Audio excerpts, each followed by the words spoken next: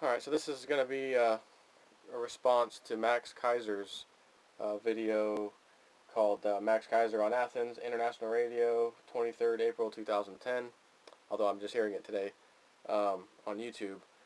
And he goes on to talk about the IMF, how they set up Greece through Goldman Sachs, the whole bond market being rigged on purpose to put Greece into that financial situation. Now they're demanding that they take this loan, basically, from the IMF. And everything he said, Max has said, is absolutely right. Max Keiser and Gerald Celente could be sitting side by side with a bulletproof, soundproof glass next to each other, and they would probably say the same thing at the same time, know exactly what each other's talking about. I mean, they're both right on top of things. Their forecasts are unbelievably accurate every single time. They've been laughed off of Fox News, especially Celente, so many times. You know, they laugh at him when he was talking about this just even 2 years ago.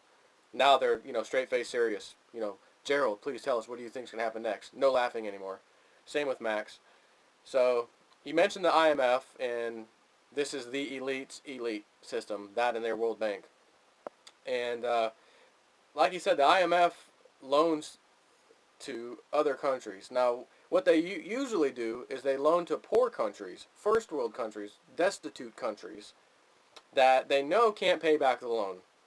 So they'll give them some kind of interest rate, and immediately they start defaulting. They can't pay it. So they come back and say, listen, we'll fix the terms. We'll give you a lot better interest rate that we know you can afford, but we're going to need some collateral, such as that electric company of yours, or that water basin, or that oil offshore, something. They're getting some collateral, something worthwhile. And then, of course, the country still defaults, and, sorry, we tried to help you. We were there for you to help you with this loan, so got to take that collateral back now. Sorry about that. And they do. They do it over and over and over again. Rinse, repeat, done. So I'm researching these things. They don't teach this in school. Never heard about the IMF going through, high school or even a little bit of college. I ended up going through. No one. What the hell's the IMF? Most people hear me talk about the IMF in my job or whatever. What's the IMF? What's the IMF? Oh, it's the International Monetary Fund. Well, what's that? Good question. The IMF. Where does it get its money from? If it has money, billions and billions of dollars to loan to other countries, for God's sakes, an organization that can loan to a country, a whole country, God, where are they getting this money from? They must be in some other rich country. Where are they? Well, they're not really associated with any country, so to speak. They're kind of their own little entity. So again, where are they getting all this money from? To loan to poor countries. And then, of course, take their collateral. So I tried to figure this out pretty easily. They get their money for free, as you would expect of all high-level bankers. They're not going to work for their money. You're going to work for their money, and so am I. They don't play with paper dollars. They play with gold and silver, mostly gold, and they use the paper for us. But anyways, the IMF loans these poor countries money that they can't pay back. Okay, we've established that. They get the collateral back. They get their money, the IMF's money, to loan to other peoples or other countries from the United States and other G20 and whatever other first world superpower, whatever countries that are so rich, we just got so much money, we give the IMF billions of dollars every year for free, as if it's going to poor people, that are starving, like in many countries in Africa and other places that live off of $2 a day or less. I think there's over 2 billion people who live on that kind of money a day, $2. The hell is that? The hell's wrong with this freaking world? So, of course, the IMF's the whole thing, kind of like the United States. We're the freedom fighters. We go and liberate people. Well, no, not really. We actually go there when there's another reason. It ain't got nothing to do with liberating or freeing anybody. That's another story. So, we give the IMF this billions of dollars a year. So, it's sort of our buddies, the Western world. We'll just call it that. The Western countries give the IMF billions of dollars every single year for God knows how long. I have no idea how long this has been going on, actually. I haven't researched that part, but it's been going on for a long time. So now they've got a free sack of billions of dollars for free. But they're not going to freely give that billions of dollars to the poor countries who need it. They're going to give them a loan that they know they can't pay back and then take the collateral for themselves. Not give back to us for giving them the billions of dollars or some other G20 nations for giving them billions of dollars. Not that we would really want it back, because in our eyes we're thinking, well, why did we do that? We just took something from another country because they couldn't pay us back a loan. We're the United States. We help people. That's what we do. That's why our currency is the reserve currency of the world, right? Well, no. But as long as people think the IMF's there to help people, and they think the United States and other Western countries are giving them money for good reasons, we're helping them help poor people. Hey, that's great. That's noble. Until you hear the rest of the story. They're taking the money for free, loaning it to them with interest. They can't pay back, taking the collateral. Sorry about your luck. Your country is now ours. Now they own an electric company. Now they own a water company. They own something. They can raise the rates at any level they want because they own that system. So you get out of line or you do something they don't want you to do next, such as like with Greece, taking this other, forcing this loan on them. Oh, we'll just raise your whole citizens' rates. What are you going to do about it? Nothing. Another thing I want to talk about.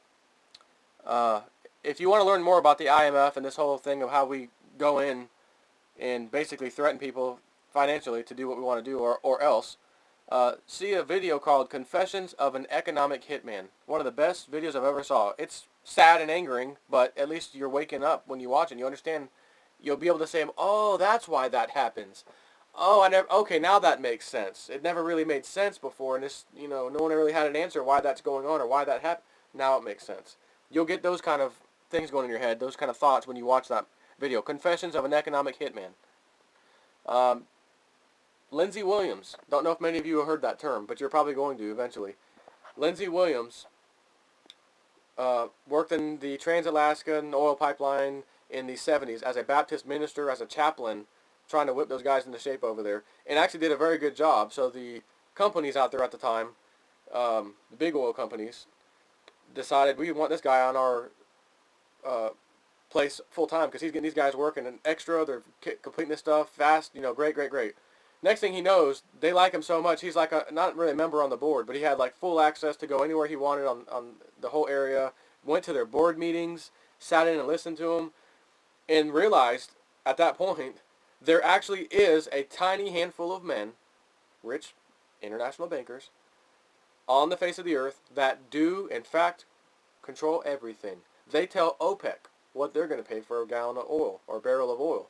They tell nations what they're going to do, who they're going to put in as their president, what loans they're going to get, what economic things are going to happen. They do it all. He goes on to explain this. Search for a video on YouTube or Google video, probably Google video.